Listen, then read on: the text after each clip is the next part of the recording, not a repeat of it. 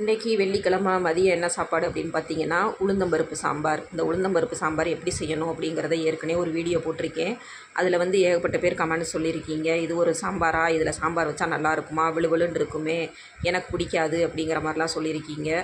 சாப்பிட்டு பார்த்தா தான் எந்த பொருளோட அருமையுமே நமக்கு வந்து தெரியும். இது உடம்புக்கு வந்து அவ்வளோ ஒரு நல்லது இந்த உளுந்தம்பருப்பு சாம்பார். எங்கள் சின்ன வயசில் எங்கள் அம்மா வந்து இதை அடிக்கடி வந்து செய்வாங்க.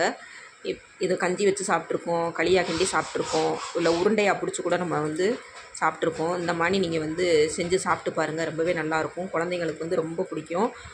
உரப்பே இருக்காது. இதில் வந்து நம்ம உரப்பு சேர்க்க போகிறதில்ல, வெறும் மஞ்சப்பொடி, 2 பச்சை மிளகா, அது நறுக்கி போடாமல் முழுசாக போட்டு, ஒரு தக்காளி, இவ்வளோதான் இதில் சேர்க்கக்கூடிய சேர்மானங்கள். நல்லா வெந்ததுக்கப்புறம் பருப்பு மற்ற வச்சு கடைஞ்சிட்டு நம்ம எப்பயும் போல் சாம்பார் தாளிக்கிற மாதிரி நம்ம தாளிச்சிட்டோம்னா கமகமன்னு உளுந்தம்பருப்பு சாம்பார் ரொம்பவே பருப்பு சாம்பார். இதுக்கு வந்து பார்த்தீங்கன்னா ஏற்கனவே ஒரு கருவாட்டு கூட்டு, கறி, அந்த மாதிரிலாம் பார்த்தீங்கன்னா மட்டன், சிக்கன்லாம் நமக்கு தெரியும்.